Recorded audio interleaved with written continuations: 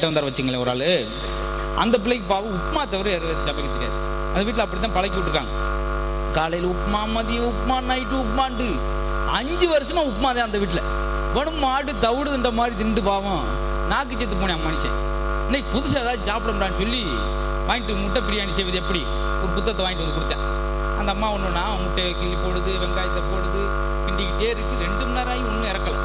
என்னடி அப்படின்னா அடுப்பத்தை வைக்கல, அதை புக்கில் போட மாட்டாங்க. ஸ்டவ்வை பற்ற வைக்கணும் எங்கேயாவது போட்டுப்பானா வெறும் போடு கிண்டுன்னு இருக்காங்க. 24 மணி நேரம் கிண்டிக்கிட்டு உட்காந்து பாவம் இழிச்சாச்சு. அடுத்த பரட்டு பாயாசம் சமைப்பது எப்படி அதை பார்த்து சமைச்சிக்கிட்டு அப்படின்ட்டு நண்பரோடு உட்காந்துருக்கான்.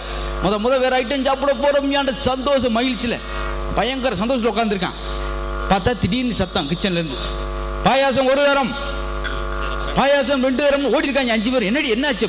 இந்த புத்தகத்தில் ஓட்டுருக்காங்க. இல்லை இறுதி ஏலம் போட்டு இறக்குண்டு அது ஏலக்காய் போட்டு இறக்க சொல்லியிருக்காங்க. இந்த பிள்ளை சட்டி தூட்டி ஏலம் போட்டுருக்கு 1 தரம் 2 தரம். அது என்ன சந்தை அது? அப்படி இவன் ஆனால் சலைச்ச ஆள் கிடையாது. இன்னைக்கு எப்படி வேற ஐட்டம் சாப்பிட்டான்டா, நம்ம தலையெழுத்து இப்படி ஆகக்கூடாதுன்னு சொல்லி என்ன செலவானாலும் பரவாயில்ல சொல்லி 5 ஸ்டார் ஹோட்டல் கூட்டு போயிட்டேன். அந்த பிள்ளை கொண்டாட்டிய போய் உட்காந்துருக்கான். ஏன் இந்த 5 ஸ்டார் ஹோட்டல் கோடிக்கணக்கில் கட்டியிருப்பாங்க. ஆனால் ஒரே ஒரு 0 வாட்ஸ் பல்பு தான் போட்டிருப்பாங்க. மங்களாக இருக்கும். அது எதுக்குன்னு புழு பூச்சி விழுந்தா கூட அவங்க தெரியாமல் சாப்பிட்டு போட்டு முடிதான். அப்படி ஒரு ஹோட்டல் போய் உட்காந்துதான். சார் ஒரு மெனு கார்டை கொடுத்தார். இவன் கேட்ட நேரம் இவனுக்கு தமிழை தவிர வேற ஒன்றும் தெரியாது. மெனு கார்டு உள்ள இங்கிலீஷ்லேயே இருக்கு. என்னடா செய்யறது, அசிங்கமாக போயிருமே, பொண்டாட்டி வேறு பக்கத்தில் இருக்கான்ட்டு குத்து மதிப்பு அவனை ஒரு 25ஆம் நம்பர் அப்படி டிக் பண்ணி அதை கொண்டு வாங்க அப்படின்னு. அந்த ஹோட்டலில் 25 பேர் உப்புமா வந்து வச்சுட்டாங்க ஒரு தட்டை. அப்படியே மனைவி கோபவெறியோட பார்க்குறா. இவனுக்கு என்ன ஆச்சு? சண்டால பாவி 5 வருஷமா ஆத்தாடா போய் சமைச்சு போட்டேன், இங்கே வந்து 1500 ரூபாய்க்கு இந்த உப்புமா கழுதி வாங்கி திங்கிறானே